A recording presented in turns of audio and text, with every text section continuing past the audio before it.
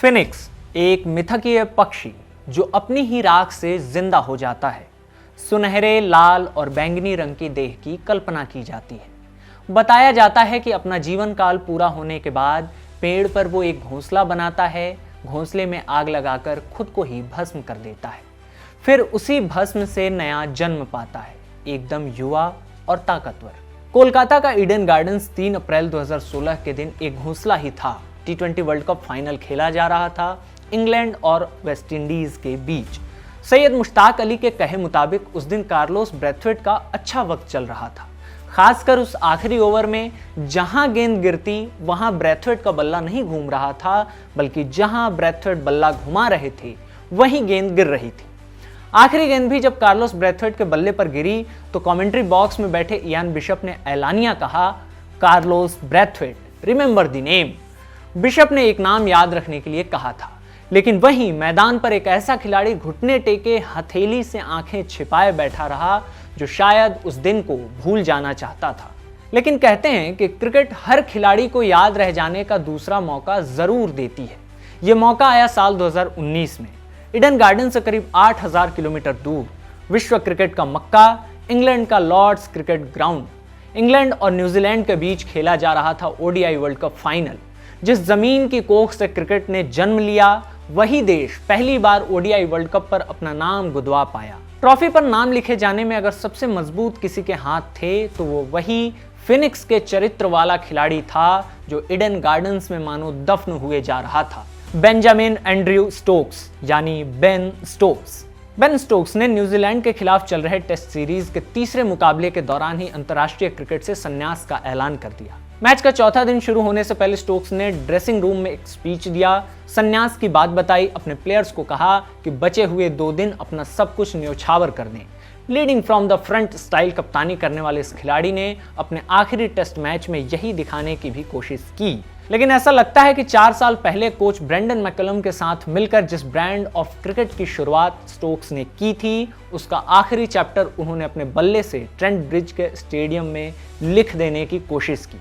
Middle order बल्लेबाज होते हुए भी बेन स्टोक्स ने दूसरी पारी में बतौर ओपनर ग्राउंड में जाने का फैसला किया। ग्राउंड में उतरे और पहली ही गेंद पर कूद पड़े। 2 छक्के जड़े, 2 चौके, कुल 20 गेंदों का सामना किया। T20 स्टाइल में 150 की स्ट्राइक रेट से 30 रन बनाकर आउट हो गए।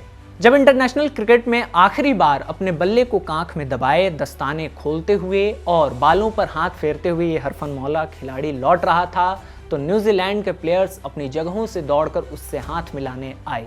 पूरा ट्रेंट ब्रिज 15 साल तक ईसीजी की रेखाओं की तरह चले क्रिकेटिंग कहानी का पट्टाक्षेप होते देख रहा था। वाक्य के आखिर में पूर्णविराम जब लग चुका है तो क्यों ना एक बार बैक बटन दबाकर लौटें, उन रंगमंचों के सामने जा खड़े हो जाएं जहां बेंजामिन एंड्रयू स्टोक्स की फनकारी देखने को मिली। जिसने कभी हेडिंगले में कंगारुओं को दौड़ाया तो पूरा हेडिंगले एक हाथ में शराब लिए दूसरे हाथ की मुट्ठी भींचे हवा में उछल पड़ा। वो खिलाड़ी जिसने दम तोड़ते टेस्ट क्रिकेट को बेसबॉल का बूस्टर डोज दिया। लेकिन ये सब शुरू कहां से हुआ था? बेन स्टोक्स का जन्म न्यूजीलैंड में हुआ था 4 जून 1991 के दिन। पिता गेरार्ड जेम्स स्टोक्स और मां माओरी हेरिटेज के साथ क्रिस्टचर्च में रहा करते थे। पिता गेरार्ड रग्बी लीग फुटबॉलर थे, बाद में Workington town rugby league football club के हेड कोच भी बने। कोचिंग के ही सिलसिले में गेरार्ड को न्यूजीलैंड से इंग्लैंड शिफ्ट होना पड़ा था। बेन और उनकी मां को भी साथ आना पड़ा। तब बेन स्टोक्स की उम्र महज 12 साल की थी। बेन तब तक रग्बी और क्रिकेट दोनों खेलने लगे थे।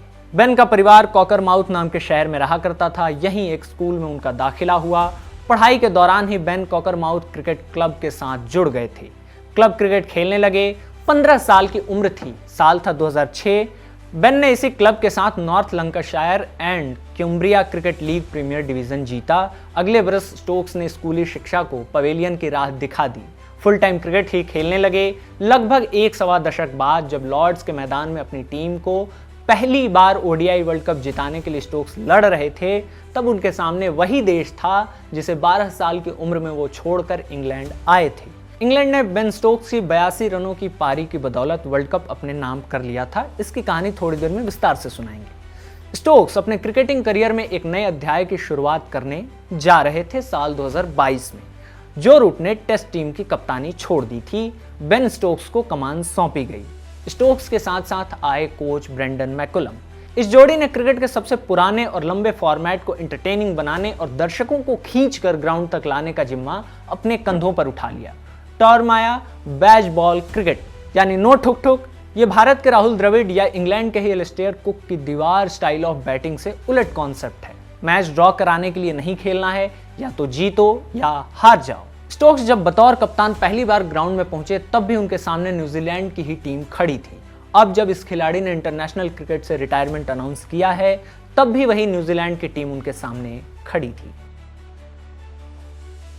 साल 2019 इंग्लैंड और ऑस्ट्रेलिया वर्ल्ड कप से भी ज्यादा वैल्यूएबल सीरीज खेल रहे थे। दी एशेज। पहला मैच ऑस्ट्रेलिया जीत चुकी थी, दूसरा मुकाबला ड्रॉ हो गया। तीसरे मैच के लिए दोनों टीमें पहुंचती हैं हेडिंग्ले। एशेज की लड़ाई में बचे रहने के लिए इंग्लैंड का यह मैच जीतना जरूरी था क्योंकि ऑस्ट्रेलिया 0-1 से आगे थी। नजर तीसरा मुकाबला जीतकर स्कोर 0-2 करने पर था। इंग्लैंड ने टॉस जीता, तीसरे मैच में गेंदबाजी करने का फैसला किया। ऑस्ट्रेलिया पहले बैटिंग करने आई, 179 रन ही बना पाई। अब बल्लेबाजी करने उतरी इंग्लैंड की टीम, लेकिन ये टीम 100 रन भी नहीं बना पाई। जो डेनली को छोड़ कोई भी बल्लेबाज 10 रन से ज्यादा नहीं बना पाया। पूरी टीम 67 रन बनाकर all out. Australia second inning खेलने उतरी, इस बार बना दिए 246 रन।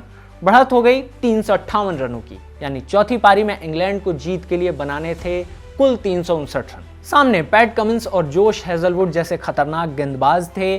तिस पर नाथन लियोन जैसा दिग्गज स्पिनर जो चौथी पारी में गेंद को गेंद नहीं रहने देता बल्कि लट्टू बनाकर नचाता है।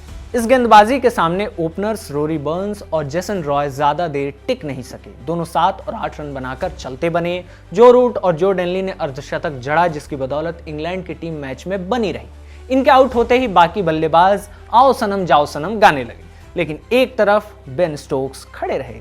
जब टीम का 9वां विकेट गिरा तो सबसे आखिर में बल्लेबाजी के लिए आए जैक लीच। यानी जैक लीच या स्टोक्स में से कोई एक आउट होता और इंग्लैंड वो मैच हार जाती। यानी ऑस्ट्रेलिया को जीतने के लिए चाहिए था सिर्फ 1 विकेट और इंग्लैंड को उसे जीत के लिए बनाने थे अभी 74 रन। बेन स्टोक्स अब तक बहुत संभल कर खेल रहे थे, लेकिन जैसे ही मैच में यह सिचुएशन आया कि 1 विकेट गिरा और टीम हार जाएगी, स्टोक्स ने गियर बदल लिया। पहले घातक दिख रहे नाथन लियोन को 3 छक्के जड़ दिए। अगले ही ओवर में जोश हेजलवुड को 1 चौका और उसके बाद लगातार 2 छक्के प्रसीद कर दिए। इंग्लैंड को 74 रन चाहिए थे। जैक लीच का स्कोर मैच खत्म होने पर 1 रन था। बाकी बचे 73 रन अकेले स्टोक्स ने बनाए थे और एक लगभग हारा हुआ मैच इंग्लैंड को स्टोक्स ने जिता दिया। इस मुकाबले में उन्होंने 135 रनों की पारी खेली थी। हेडिंग्ले की पारी सिर्फ शतकीय पारी नहीं थी, बल्कि बेन स्टोक्स की जिंदगी की फिलॉसफी का रिप्रेजेंटेशन थी। बार बार गिरकर हर बार उठ खड़ा होने वाला खिलाड़ी। याद में सिर्फ अपनी बल्लेबाजी की टेक्निक, गेंदबाजी की काबिलियत और फील्डिंग की फुर्ती की वजह से यादगार खिलाड़ी नहीं बना है। ये तो हैं ही उसके मेन एलिमेंट्स, लेकिन सबसे बड़ा रोल कैरेक्टर का है, सिर भिड़ा देने वाला कैरेक्टर। ऐसा ही कैरेक्टर बेन स्टोक्स ने 2 बड़े मौकों पर इंग्लैंड के लिए दिखाया, दोनों ही वर्ल्ड कप, एक ओडीआई वर्ल्ड कप, दूसरा T20 world cup. ODI world cup 2019, कौन भूला होगा सुपर ओवर की आखिरी गेंद तक चला high voltage drama. Final match में पहले बल्लेबाजी करते हुए न्यूजीलैंड ने 50 ओवर में 241 रन बना डाले। इंग्लैंड को जीत के लिए चाहिए थे 242 रन। न्यूजीलैंड की घातक गेंदबाजी के सामने इंग्लैंड का कोई भी बल्लेबाज लंबे वक्त तक टिक नहीं पा रहा था। सिर्फ जोश बटलर ने 60 गेंदों में 59 रन बनाया था, लेकिन आखिर तक वो भी टिक नहीं पाए। टिका तो सिर्फ एक खिलाड़ी, बेन स्टोक्स। 84 रन नाबाद बनाए। मैच के आखिरी ओवर में इंग्लैंड को जीत के लिए 15 रन चाहिए थे। गेंद न्यूजीलैंड के सबसे घातक गेंदबाज ट्रेंट बोल्ट के हाथों में। स्टोक्स के 1 6 और बाई के 4 रन की बदौलत इंग्लैंड ये मैच जीता तो नहीं, लेकिन टाई हो गया। बात सुपर ओवर तक पहुंच गई। एक एक गेंद की डिटेल्स बताकर आपको बोर नहीं करेंगे। मैच का नतीजा यह था कि बाउंड्री ज्यादा लगाने की वजह से इंग्लैंड ने यह मुकाबला जीत लिया। क्रिकेट का जनक देश पहली बार ओडीआई वर्ल्ड कप विनर बना, वो भी बेन स्टोक्स की बदौलत। स्टोक्स की ही बदौलत इंग्लैंड ने 2022 में T20 वर्ल्ड कप भी जीता था। पाकिस्तान के खिलाफ फाइनल मैच में स्टोक्स ने 52 रनों की नाबाद पारी खेलकर वो ट्रॉफी इंग्लैंड के नाम की, जिसे स्टोक्स की गेंदबाजी की ही वजह से इंग्लैंड ने 2016 में गंवा दिया था। T20 वर्ल्ड कप 2022 की ही ट्रॉफी ने बेन को फिनिक्स बना दिया। जिस टूर्नामेंट में खुद को भस्म सा किया, उसी टूर्नामेंट के भस्म से नई देह हासिल कर ली। साल 2013 इंग्लैंड लायंस की टीम ऑस्ट्रेलिया के दौरे पर थी। तब तक बेन स्टोक्स अंतर्राष्ट्रीय स्तर पर ओडीआई और T20 डेब्यू कर चुके थे। टेस्ट डेब्यू अब तक हुआ नहीं था। एक रात बेन स्टोक्स और उनके साथी खिलाड़ी मैट कोल्स अपने होटल के कमरे में नहीं लौटे। रात भर मटर गश्ती करते रहे। सुबह 5:30 बजे होटल में वापसी हुई। तब तक टीम मैनेजमेंट का पारा हाई हो चुका था, क्योंकि ये सब टीम के डिसिप्लिन से उलट हरकतें थीं। स्टोक्स और कोल्स पर कार्रवाई हुई। दोनों को ऑस्ट्रेलिया दौरे से वापस इंग्लैंड भेज दिया गया। तब टीम के डायरेक्टर थे एंडी फ्लावर। वो स्टोक्स पर इतना भड़के हुए थे कि बोल पड़े, तुम इंग्लैंड के लिए खेलना नहीं चाहते, तुम बस अपने दोस्तों के साथ मौज मस्ती करना चाहते हो। असल में एंडी फ्लावर का क्रोध इस वजह से था क्योंकि स्टोक्स को तब से ही नेक्स्ट सुपरस्टार की तरह देखा जा रहा था, लेकिन इस तरह की एक्टिविटीज उनके करियर को बर्बाद कर सकती थी। ऑस्ट्रेलिया दौरे से घर भेजे जाने वाली बात बेन स्टोक्स को परेशान करने लगी। वो मार्क बॉर्डन नाम के एक साइकोलॉजिस्ट से संपर्क में आ गए। स्टोक्स ने अपनी सारी बातें बॉर्डन के साथ शेयर की। बॉर्डन ने सब सुना और कह दिया कि स्टोक्स बॉटल बैंग सिंड्रोम से जूझ रहे हैं। बॉटल बैंग सिंड्रोम को सरल तरीके से ऐसे समझिए कि आप किन्हीं वजहों से निराश हों, दुखी हों, लेकिन उसे किसी के सामने जाहिर न कर पा रहे हों, बल्कि मन ही मन दबाए जा रहे हों, तब तक जब तक कि दुख एकदम फूट कर बाहर ना आ जाए। स्टोक्स के केस में ये फ्रस्ट्रेशन, ये दुख फूट कर बाहर मार्च 2014 में आई, जब बेन स्टोक्स इंग्लैंड टीम के साथ वेस्टइंडीज के दौरे पर थे। बेहद खराब दौरा, बल्ला बिल्कुल खामोश। इस टूर पर पहले ओडीआई में बेन स्टोक्स ने 7 गेंदों में 5 रन बनाए, दूसरे मैच में 9 गेंदों में 4 रन, तीसरे मैच में गोल्डन डक यानी पहली ही गेंद पर आउट हो गए। निराश बेन स्टोक्स ने एक मैच के दौरान ड्रेसिंग रूम के एक लॉकर पर जोर से मुक्का मार दिया। नतीजा हाथ टूट गया, जिसकी वजह से उसी साल होने वाले T20 वर्ल्ड कप से ये खिलाड़ी बाहर हो गया। स्टोक्स के साइकोलॉजिस्ट बॉर्डन ने इस घटना के बाद उन्हें एक सलाह दी। कहा कि जब भी गुस्सा आए और मन करे कि दीवार पर मुक्का मार दूं या सिर लड़ा लूं, तब ड्रेसिंग रूम में जाना और अपना किट बैग पैक करने लगना। दरअसल ये गुस्से से ध्यान भटकाने और दिमाग शांत करने की एक तरकीब सी थी जो स्टोक्स के बहुत काम आया। इंडियन एक्सप्रेस में छपी 2022 की एक स्टोरी में श्रीराम वीरा लिखते हैं कि स्टोक्स की मदद करने वाले साइकोलॉजिस्ट बॉर्डन अपने खिलाड़ियों को 2 तरह की कैटेगरी में बांटना पसंद करते हैं, असैसिन्स यानी थिंकर्स और वॉरियर्स यानी फीलर्स। बॉर्डन एलिस्टेयर कुक को पहली कैटेगरी में रखते हैं और स्टोक्स को वॉरियर की कैटेगरी में। स्टोक्स की कहानी में 2017 के चर्चित पन्ने को दोबारा पलटा जा सकता है, जिसमें उनकी तस्वीर दिखेगी कि वो एक पब के बाहर शराब के नशे में मारपीट कर रहे हैं। वहां से चलकर 2026 के पन्ने तक आएंगे तो फिर एक नाइट क्लब की तस्वीर छपी मिलेगी, फिर स्टोक्स हिंसक होते दिखेंगे। बीच के पन्नों पर दर्ज मिलेगा कि पिता की 2020 में ब्रेन कैंसर की वजह से मौत हो गई। कई बार डिप्रेशन का जिक्र आएगा, कई रिकॉर्ड्स बताए जाएंगे, कई बार मेंटली इमोशनली ब्रेकडाउन के दिन भी दिखेंगे। लेकिन 2013 में स्टोक्स अपनी टीम के खिलाड़ियों से ऐसी किसी सिचुएशन को डिस्कस नहीं करते थे, क्योंकि उन्हें लगता था कि टैटू बॉय वाली छवि पर स्याही के छींटे पड़ जाएंगे। लेकिन 2026 आते आते तक स्टोक्स खुले तौर पर कहने लगे कि 2025-26 के एशेज सीरीज में मिली हार ने उन्हें बुरी तरह तोड़ दिया। संन्यास की घोषणा करते हुए बोल गए कि अब उनमें लड़ने के लिए कुछ बचा नहीं है।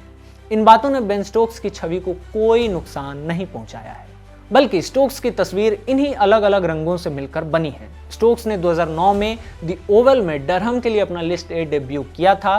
प्रोफेशनल क्रिकेट में अपनी सिर्फ तीसरी ही गेंद पर अनुभवी बल्लेबाज मार्क रामप्रकाश का विकेट ले लिया था। उन्हीं मार्क रामप्रकाश ने द गार्डियन में स्टोक्स के संन्यास के बाद एक आर्टिकल लिखा है। मार्क कहते हैं, स्टोक्स मैदान पर एक योद्धा की तरह हैं, लेकिन हम सब जानते हैं कि उनसे भी गलतियां हो सकती हैं, और मुझे लगता है कि इसी बात ने उन्हें इतना लोकप्रिय बनाया है। जब हमारे हीरो अपनी कमजोरियां दिखाते हैं, गलतियां करते हैं और उनसे उबर कर वापसी करते हैं, तो ये सब उन्हें और ज्यादा असली और अपने जैसा बनाता है। अक्सर कहा जाता है कि अच्छे इंसान ही अच्छे क्रिकेटर बनते हैं, और यह बात अक्सर सच भी होती है। लेकिन कुछ ऐसे भी होते हैं जो शायद पूरी तरह से आदर्श इंसान न हो, पर जब वे किसी बड़े मंच पर उतरते हैं तो उसे पूरी तरह अपना लेते हैं। वे उस ऊर्जा का इस्तेमाल खुद को एक नए स्तर पर ले जाने के लिए करते हैं और ऐसे मौकों पर पूरी तरह छा जाते हैं। ठीक फिनिक्स की तरह अंत के ऐलान के बाद एक नई शुरुआत। ठीक जैसे इंटरनेशनल क्रिकेट से संन्यास के बाद बेन स्टोक्स फ्रेंचाइज क्रिकेट में नए ढंग से दिखते रहेंगे। अगर आप क्रिकेट देखते हैं, क्रिकेट प्रेमी हैं, तो बेन स्टोक्स के बारे में अपने ख्याल कमेंट बॉक्स में लिखिएगा। इस वीडियो को रिकॉर्ड किया है तौफीक ने। मेरा नाम आकाश है। नमस्ते।